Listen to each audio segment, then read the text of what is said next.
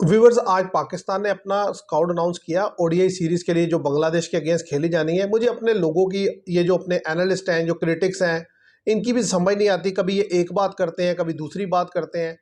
आज का जो स्क्वाड अनाउंस हुआ है उसमें ज़ाहिर है बाबर आजम और साइम अयूब जो है वो टीम का हिस्सा नहीं है। आपने भी देख लिया होगा और इसके ऊपर बड़ी डिस्कशन है कि ये दोनों टीम का हिस्सा क्यों नहीं है। कोई कह रहा है कि भाई इनको तो लाजमी टीम का हिस्सा होना चाहिए।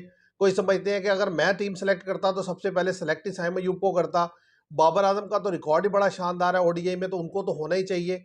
मैं समझता हूँ जो वहाँ पर सिलेक्शन में गलतियाँ हुई हैं वो बिल्कुल आप जायज़ पॉइंट आउट कर रहे हैं, और मैं भी वो आपके साथ यानी कि पॉइंट आउट करूंगा और बताऊंगा कि कहाँ जो है मेजर मिस्टेक्स की गई हैं।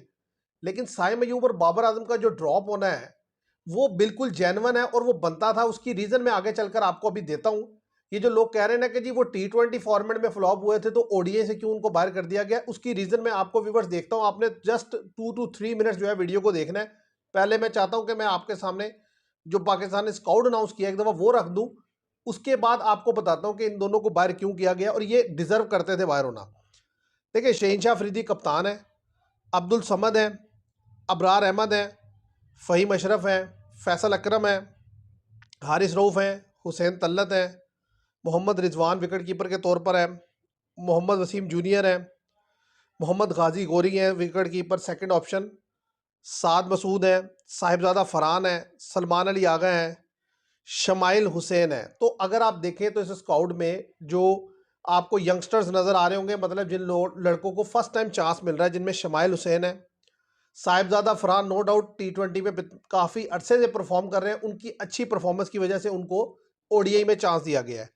इसी तरीके से साद मसूद हैं, मोहम्मद गाजी गोरी हैं, ये वो लड़के हैं जिनको फर्स्ट टाइम अपॉर्चुनिटी मिल रही है।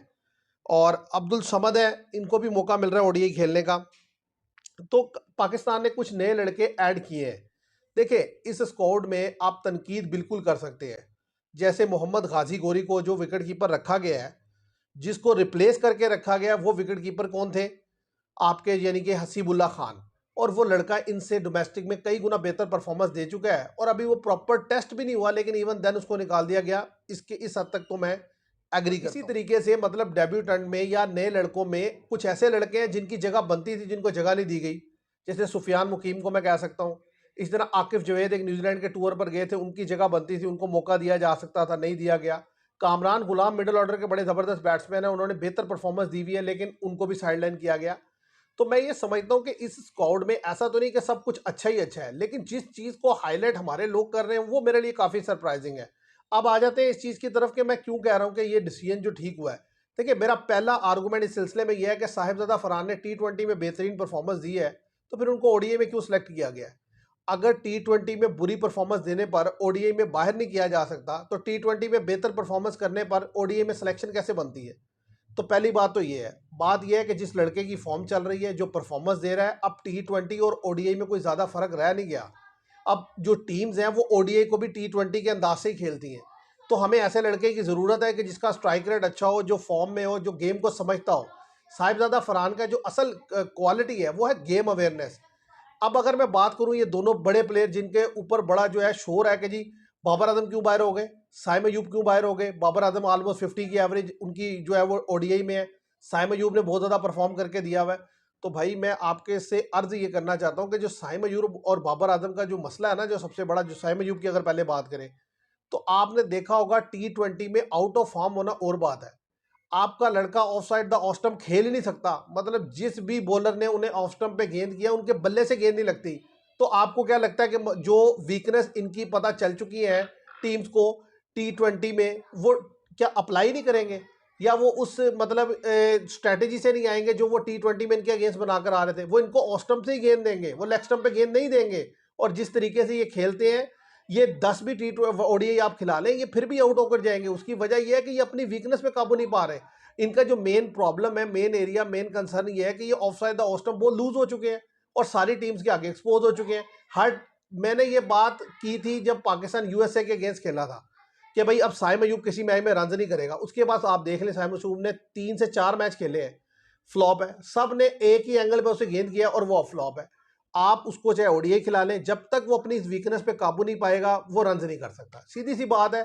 जब भी इंटरनेशनल टीम्स खेलेंगी, क्वालिटी साइड्स खेलेंगी, जब भी बड़ा इवेंट आएगा, टीम स्टडी करके आएंगी, वो इन्हें नहीं चलने देंगी। अच्छा, अब दूसरा आ जाए तो ये रीज़न है जिसकी वजह से इन्हें बाहर किया गया, और मैं समझता हूँ ये डिजर्व करते हैं। डोमेस्टिक खेलें, अपनी वीकनेस पे काबू पाएँ तो फिर आए। अच्छा, बाबर आजम की जहाँ तक बात है, तो अगर आप बाबर आजम को देखें तो बाबर आजम ओडीआई हो या टी20 हो, उनका जो सबसे बड़ा मसला है वो स्पिन के अगेंस्ट जो है बिल्कुल रिलक्टेंट हो गए हैं। उन्हें समझ ही नहीं लगती कि स्पिन को हैंडल कैसे करना है। तो चाहे टी20 का फॉर्मेट हो या ओडीआई का फॉर्मेट हो, वो स्पिनर के आगे खड़े नहीं हो सकते। तो जब आप इस कदर एक्सपोज हो जाते हैं किसी चीज के आगे, तो फिर आप किसी फॉर्मेट में भी नहीं खेल सकते। आप बेशक उन्हें ओडीआई में भी खिला के देख लें, आपको पता चल जाएगा जहां पर भी अच्छा मैच होगा, क्वालिटी क्रिकेट खेली जा रही होगी, जहां पर भी अच्छा कंपटीशन होगा, आप देखिएगा कि वो बाबर आजम परफॉर्म नहीं कर सकेंगे, क्योंकि उनकी जो वीकनेस इस कदर एक्सपोज हुई है सब टीम्स के सामने कि जैसे ही वो आते हैं टीम स्पिनर ले आती है, और उनसे ना स्पिनर पे सिंगल निकलता है, ना शॉट खेली जाती है, ना उनसे फीड यूज होते हैं, ना स्वीप शॉट लगती है। तो कहने की बात ये, इन दोनों प्लेयर्स का जो सबसे बड़ा प्रॉब्लम है वो ये है कि पिछले इतने अरसे में इन्होंने मैचेस तो बहुत खेले हैं, लेकिन वाजे तौर पर एक्सपोज ये हुए हैं कि इनकी वीकनेसेस खुल के सामने आ गई हैं। अब जब तक ये उसके ऊपर काम नहीं करेंगे, उसे ठीक नहीं करेंगे, ये कभी भी नहीं हो सकता कि ये ओडीआई में या टेस्ट में परफॉर्मेंस दे लें। हर जगह ये फंसे फंसे ही रहेंगे। तो मेरा पॉइंट ऑफ व्यू इस पर क्लियर है कि ये दोनों की बिल्कुल जगह नहीं बनती थी, इनको ठीक बाहर किया गया। पहले ये डोमेस्टिक में जाए, अपने आप को इंप्रूव करें।